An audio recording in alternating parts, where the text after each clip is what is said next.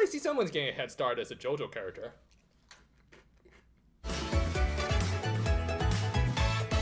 We open with an intro that I'm sure Serling would be proud of, as Minori introduced this week's 10-story anthology format. Nothing was going to be canon, just a bunch of random stuff that probably is going to get a good laugh out of Jin Tanaka and Yoshimi Narita while they worked on different shows. With that in mind, I think we should just kick back and enjoy this one.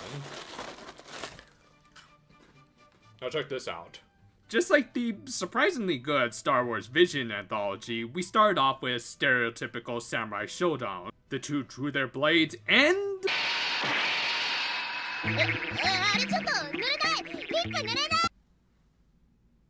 Okay, forget the kid stuff. I need some of the stronger stuff.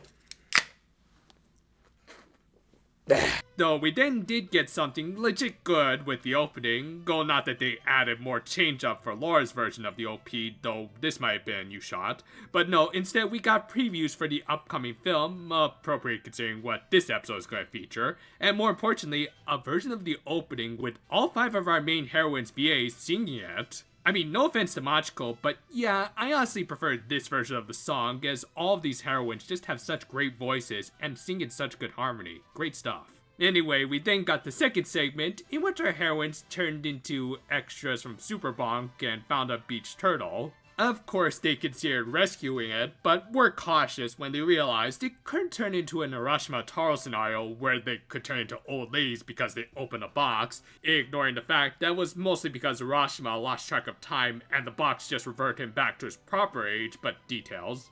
Interestingly enough though, Laura had her own version of that same tale in which a human rescued a turtle fairy who brought him to an underwater kingdom similar to the Grand Ocean, along with several other different types of sea fairies and their saviors. Well, okay, this could lead to some interesting world building, like maybe there were some relationships between the Grand Ocean and the surface world, but then there was some sort of falling out that might have even led to the creation of the witch, and you're not even listening, you just want to watch the funny stuff, don't you?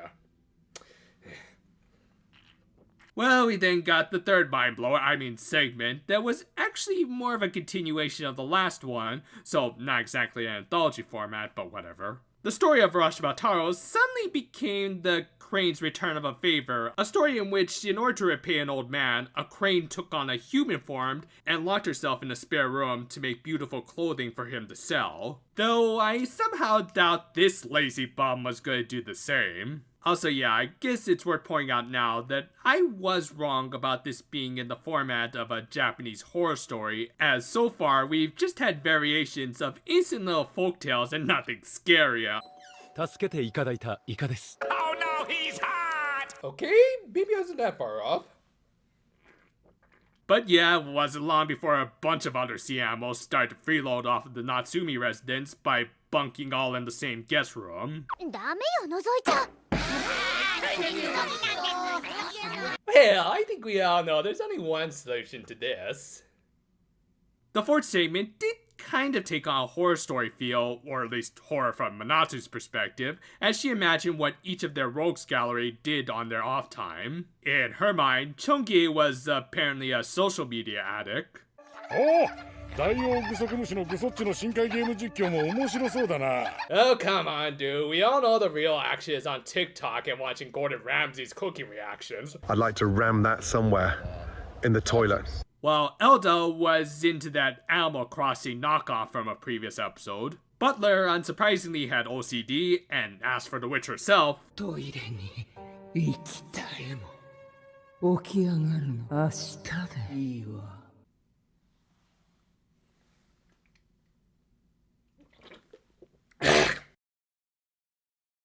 The next segment, by the looks of it, was done by the crew of Pop Team Epic, though it didn't have nearly as good animation. The aquarium's Dewgong had taken the day off. I guess he was going to have a duel with Luffy, leaving a bunch of kids disappointed. Thus, our protagonists tried to do their part and find a suitable substitute, and fortunately they had a mermaid and way too much free time on their hands.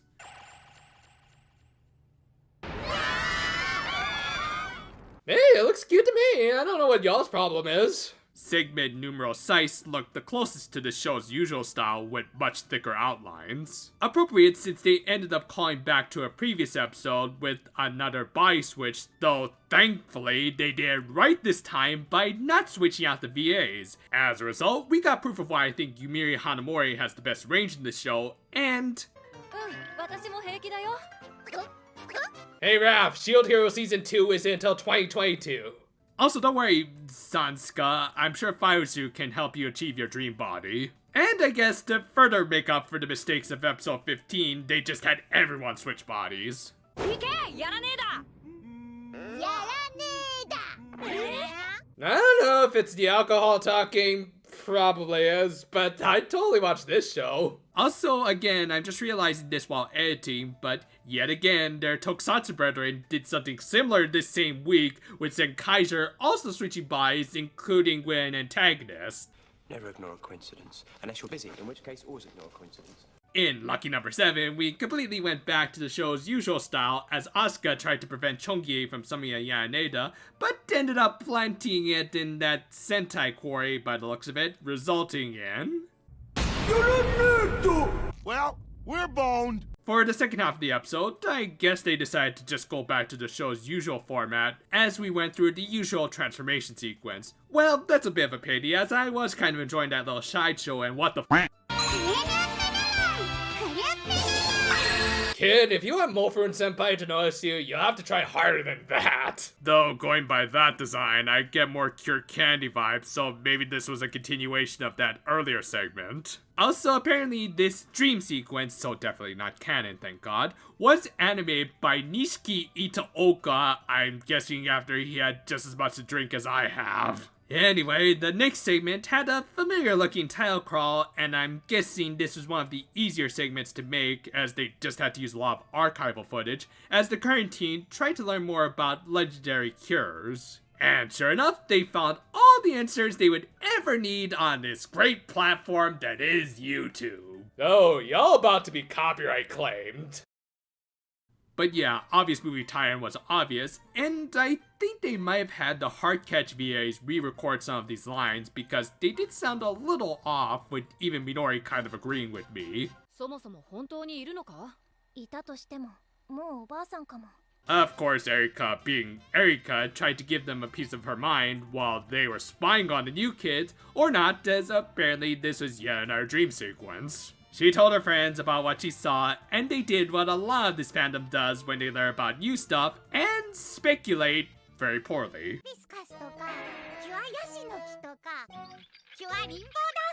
Oh, come on, those are just stereotypes. We don't do stuff like that in the islands. We mostly just sleep. Following this, we got another segment featuring SD versions of our heroines, brainstorming a new name for their new group finisher, which, as I've said, should just be the Mammoth Stamping finish. But no, apparently our heroines had the naming sense of Power Rangers writers. Ultimately, they picked a new name and tried it out on a Yaraneeda that, by the looks of it, was using the Toei Animation Studios as a vessel, which, yeah, I get the feeling like these animators are trying to make a statement about their working conditions. Anyway, they launched a new version of their attack, which, since I'm on this stupid platform, I can't really show it, so instead, I'll just take a minute to watch it myself. 2 hours later. And now I feel sober. So, after the cast likely blew out a few lungs, all the while using all the stock footage they could, we rolled right into the final segment. This one legit felt like a horror story, especially with some of the faces our heroines made, as they went over some photos that seemed like they were ghost pictures, but all turned out to have logical explanations behind them, for the most part.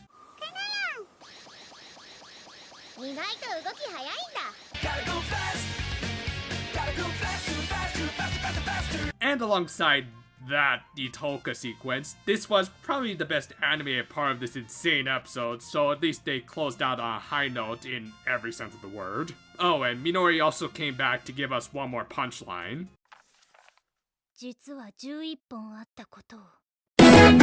During the credits, they further promoted the upcoming film by likely spoiling the ending theme, though at least the guest team was a part of it, unlike some other films, so that's nice, and hopefully they will play a bigger part. Also, am I the only one who's really getting the sense that Toei is trying to milk Frozen with this song, even though that cow's been dead for a long time?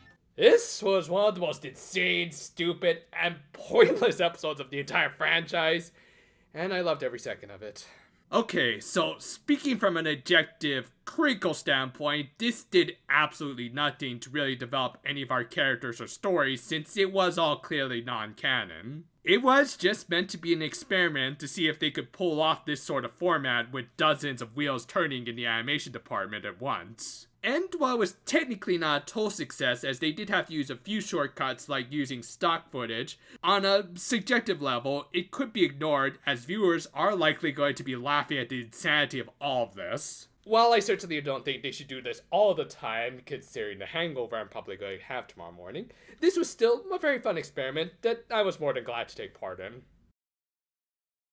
I have little doubt this will be my most rewatched episode of this series, if only to have something to watch in the background as I work. And I'd imagine that was another goal of this episode, give everyone a very digestible, cotton candy-esque episode, complete with Sugar Rush. In that sense, this episode does really feel like an episode of Pop Team Epic with a little less trolling.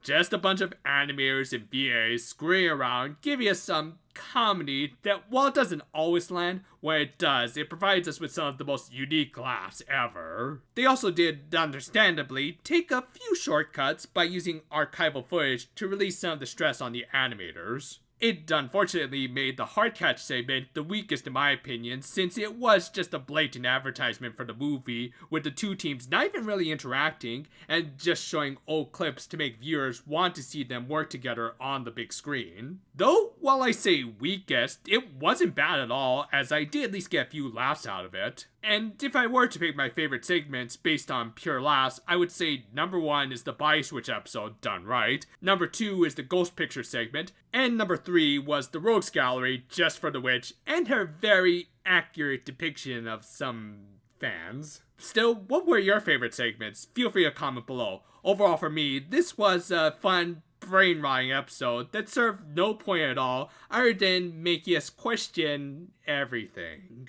At this point, I think we can project the last part of the Gold Princess review coming out later this week, which will give us plenty of time to work on a Halloween video that probably won't be a Higurashi one. Yeah, don't worry, at some point I will share my thoughts regarding Go and Sotsu, believe me, I have a few things to say. But for Halloween, I think we should do something a little more fun and not such a drain. Look forward to it, and until then though, for now my friends, and you know, anthologies were a good format for those old scary shows back in the day. So I wonder, did anime have some sort of equivalent for that? Well, that's a little ominous.